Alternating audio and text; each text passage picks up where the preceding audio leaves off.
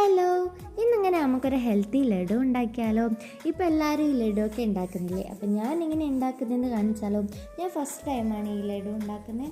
അപ്പോൾ ഞാൻ ഇവിടെ അണ്ടിപ്പരിപ്പും ബദാമും കുറച്ച് കടലയും പംകിൻ സീഡും സൺഫ്ലവർ സീഡും പിന്നെ കുറച്ച് വെളുത്ത എള്ളും ചിയ സീഡും ഉണക്കമുന്തിരിയും കൂടിയാണ് എടുക്കുന്നത്. ഇനിയും ഇഷ്ടംപോലെ നട്ട്സ് എടുക്കാം, ഞാൻ ഇത്രയാണ് എടുക്കുന്നത്. അപ്പോൾ എല്ലാം കൂടി ഞാൻ കുറച്ച് നെയ്യ് പാർന്നിട്ട് അതിലൊന്ന് റോസ്റ്റ് ചെയ്തെടുക്കുന്നുണ്ട്.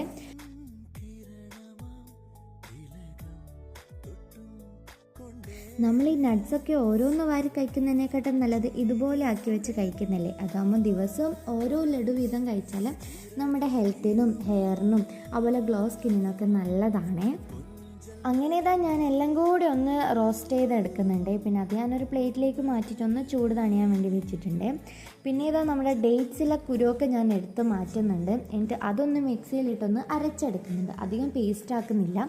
പിന്നെ കുറച്ച് നെയ്യ് പിന്നെയും ഞാൻ പാർന്നിട്ട് അതും കൂടി ഒന്ന് ചൂടാക്കി എടുക്കുന്നുണ്ട്.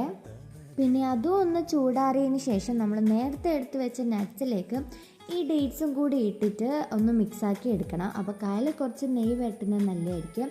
അപ്പോൾ അതൊക്കെ ഒന്ന് കുഴച്ച് ഇതുപോലെ ഒന്ന് ആക്കിയെടുക്കാം. പിന്നെ കയ്യിൽ കുറച്ചുകൂടി നെയ്യ് പുരട്ടിയിട്ട് എല്ലാം ഒന്ന് ഉരുട്ടിയെടുക്കണേ. ഒരു ചെറിയ ലഡുവിൻ്റെ രീതിയിൽ വേണം ഉരുട്ടിയെടുക്കാൻ വേണ്ടിയിട്ട്. അപ്പോൾ ഞാൻ എല്ലാം കൂടി ഇവിടെ ഉരുട്ടിയെടുത്തിട്ടുണ്ട്. അപ്പോൾ നമ്മുടെ ഹെൽത്തി ലഡു ഇവിടെ റെഡി ആയിട്ടുണ്ട്. അപ്പോൾ ഞാൻ ഇത് കഴിച്ചോക്കാണ്, എനിക്ക് എന്തായാലും ഇഷ്ടപ്പെട്ടു. ദിവസം ഇതുപോലെ ഒന്ന് കഴിക്കുന്നത് നല്ലതാണ്.